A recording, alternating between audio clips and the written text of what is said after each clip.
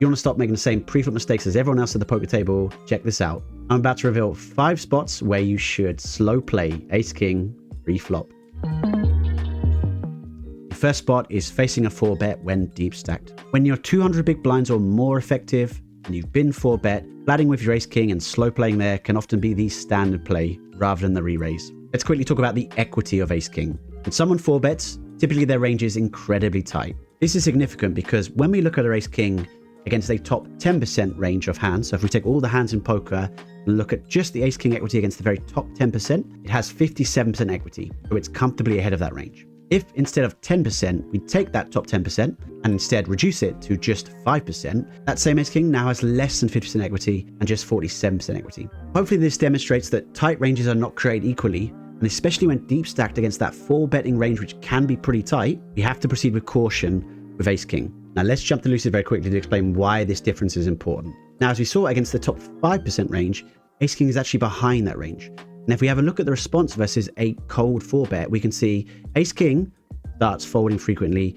against that super tight range, just 3% here, cold 4-betting. Let's take an under the gun low jack open. We'll have the high jack 3-bet and we'll have the low jack 4-bet here. Because of the strength of this range, when we look at what ace king and ace king suited are doing, we can see that ace king suited is flatting 77% of the time here. We look at ace king off, it is a mixture in terms of flatting, calling, and raising. If we take another example and look at maybe where the 4-betting range might be a bit wider to see how ace king responds, and we look at a button versus cutoff 4-bet, we can see that now, once again, ace king is mainly flatting. It is the most common action taken by ace king off in this situation at 200 BB effective, and ace king suited is flatting almost 84% of the time here, in theory, against that cutoff 4-bet. The lesson here, at 200 big blinds or deeper and facing that 4-bet, you need to be cautious about committing the rest of your chips with that ace king. While there will obviously still be situations where it makes sense to do so, you've got opportunities to flat the 4-bet rather than committing the rest of your chips pre-flop. Make sure that you're heavily considering that option rather than blindly raising every time. Situation number 2, when you should be slow playing at that ace king sometimes when facing the 3-bets. Against these pre-flop re-raises, your decision depends heavily on 2 factors. Those 2 key factors are being in position and being deep stacked. When you have both of those key factors, you're doing a lot more flatting than when you don't have those key factors. To demonstrate the impact of this, let's jump back to Lucid and let's have a look at a low jack open and let's have a look at a small blind 3-bet. Now, before I press the low jack, this time we're facing a 3-bet. What do you think the ace king response will be? As you can see, facing the 3-bet, we have a deep stack to pot ratio, but there's a lot of chips behind compared to what's in the middle, and we're also in position. These 2 factors combined, and you see that we are now slow playing ace king off 82% of the time here against just a 3-bet. Our ace king suited is also flattening sometimes 24% of the time. Now let's compare that to a spot where we don't have those 2 advantageous factors. In this case, we'll be the cutoff, we'll have the button 3-bet us, and we'll be out of position, this time at a shorter stack, playing just 100 BB effective rather than 200 BB effective. Without these 2 factors being now shallower stacked and out of position, when we look at the cutoff, we are now always re-raising and never slow playing. With ace king off, mainly jamming here, and ace king suited, always 4-betting non-all-in, facing that button 3-bet. But once again, to emphasize those 2 key factors, when you're in position and when you're deep stacked, you are more likely to be flattening and slow playing your ace king than without those factors. So in the close spots, facing a 3-bet, when you're unsure what to do, think about whether those 2 things apply. If they do apply, you may be more incentivized to flat. If they don't apply, you may be more incentivized to 4-bet. Situation number 3 is playing from early position opens in single raise pots. Even in tournaments where stacks are shallower, there's frequent slow playing with ace king here. Let's jump into these Lucid 50 big blinds MTG sims to have a little look, shall we? Here's a quick quiz for you. Let's have under the gun open with ace king off to the 2.2 big blinds. You're going to be playing in one of the later positions. How often do you think, in theory, you should be flatting ace king off here?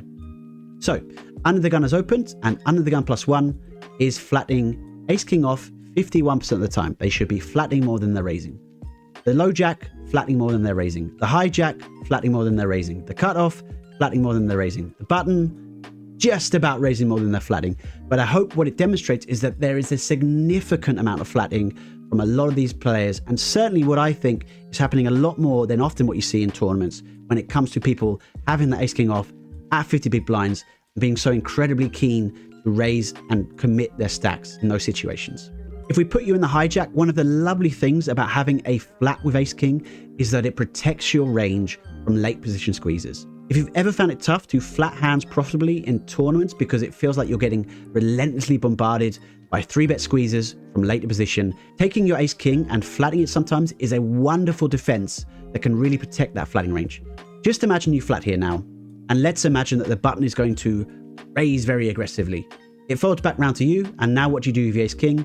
You have the easiest jam in the world. It's a wonderful way to very effectively fight back against those later position squeezes, making them very disincentivized to raise you as much when you have ace king off in your flatting range at 50 big blinds in a tournament. If you'd like to know more about how to play ace king or any other hand for that matter in an MTT, in a cash game, playing heads up, or even playing in spin and go, did you know that Lucid Poker is now absolutely free? Signing up at lucidpoker.com, take 5 minutes a day, study your pre-flop, and I promise you, you'll get much better at your theoretical pre-flop strategy, and you'll learn how to play ace king a little better too. Now, apart from protecting your range, why else is it important to have ace king off as one of your slow playing hands here in a tournament of 50 big blinds?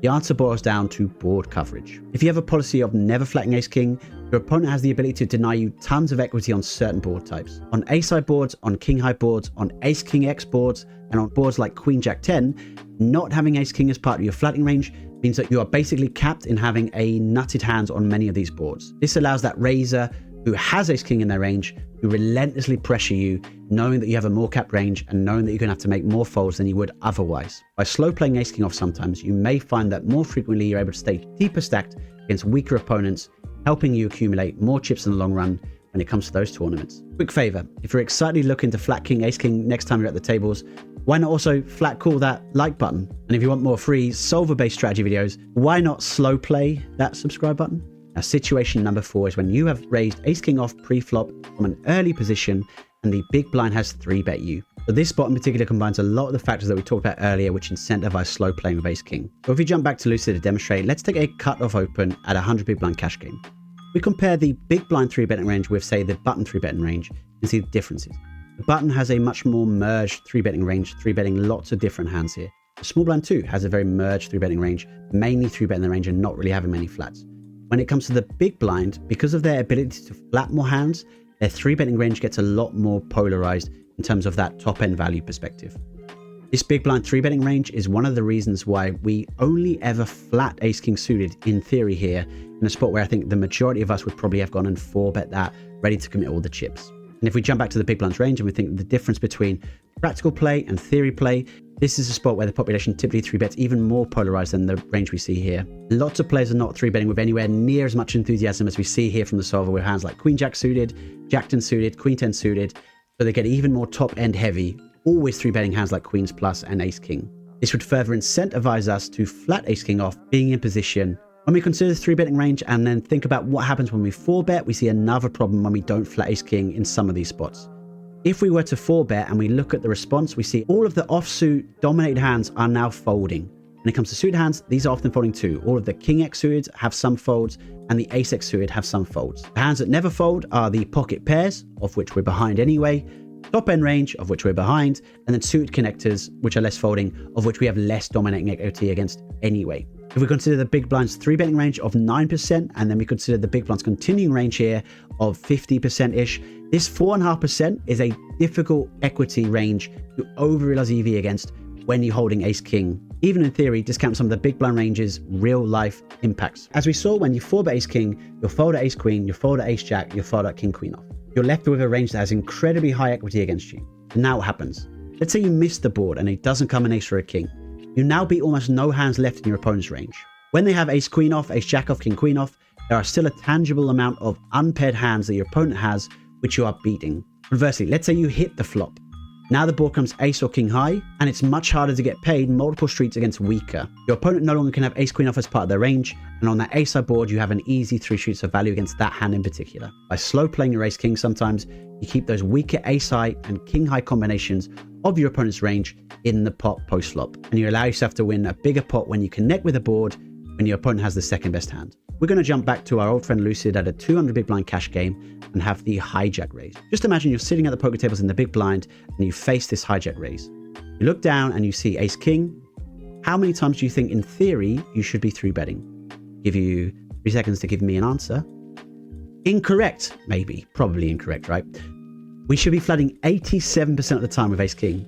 Now, how many of you thought that happens in theory, and how many of you are actually doing this in practice? A great asset in having ace king off as part of your flattening range is the increase in deception it gives your ranges. When you shot with ace king in both that 3-betting range, and when you shot with ace king in both that flattening range, you increase the uncertainty that your opponents face at the tables. As we mentioned, they can't simply assume that you're capped in certain spots anymore. This deception makes your entire strategy more profitable in the long term, but crucially, and in my opinion most significantly, also earns you those cool reg points when you turn up with a hand unexpectedly, but it's a perfect theoretical play at the tables. Now, very quickly, let's talk about when to ignore this advice and never slow play ace king pre-flop. I want to mention 3 quick situations where you can throw out that slow play advice, basically raise or re-raise ace king nearly every time. Situation number 1, 25 BB or less, it's absolutely fine to have an always raise or shove ace king policy here. Now, if you remember at 50 big blinds in this Lucid MTT sim, we had flattening at every position versus an undergun open. When we open instead at 20 big blinds and have a look and see what we're supposed to do, we can see that only ever raising ace king is the solution here. We just 3-bet all the time. If we instead have a look and see what happens when we face a 3-bet, so we'll take a very tight 3-bet here, the undergun opens and the undergun +1 has 3-bet. In theory, we commit ace king off and ace king suited every single time with just a jam from every position. Point being, as you get shallower, you are much more incentivized just to re-raise and commit your stack with the ace king compared to when deeper stacked. Exception to flattening ace king number 2 is versus cool happy opponents. We've all played them, the guys that open any 2 cards and seem to be calling any 2 cards as well. These are your gold mine for making more value with ace king. Flattening with ace king off here is just torching value. You're missing out on building a much bigger pot with a hand that has great equity against their absurdly wide range. And finally, versus cool happy tables. This I think is quite an important one and will be quite relevant to a lot of you watching. Let's jump to Lucid and talk about what I mean. Let's take a 200 big blind cash game as an example. We make a raise and a call and think about how opponents at your tables might be playing. I imagine for most of you, they're going to be playing way looser than the strategies that you're seeing here.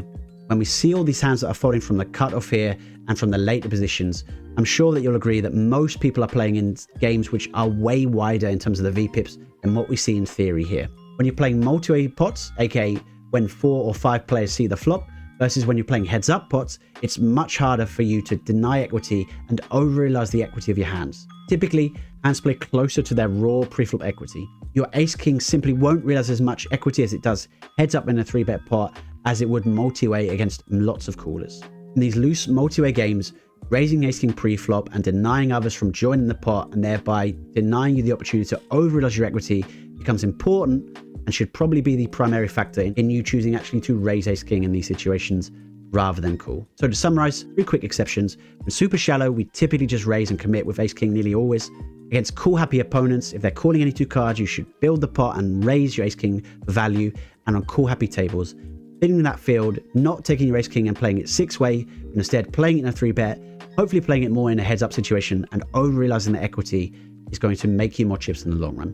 But here's your homework. Next session, do me a favor, and every time you get dealt ace king, make sure you at least consider whether something other than a raise could be the more profitable action to take. If it's something that covers the factors of tight ranges, deep stacked, and in position, make sure you do yourself a favor and consider whether slow playing could make you more chips in the long run compared to raising. And let us know how it went. I'll be very happy to read in the comments situations where you may have flatted ace king, if it went good or bad. Also, pop a message in the comments if you enjoyed this and you'd like to see a continuation of the series of how to play specific hands and maybe which hand you'd like to see next. Pocket jacks, ace queen, king queen, or 8-3 off. Let us know if you'd like to see any specific hands. And if you want to know in a bit more detail about how these solvers came to these solutions and you would like to know why professionals trade them every single day, why not watch this video here, I think, on how solvers work and why you should care. We'll see you there. Cheers. I think there.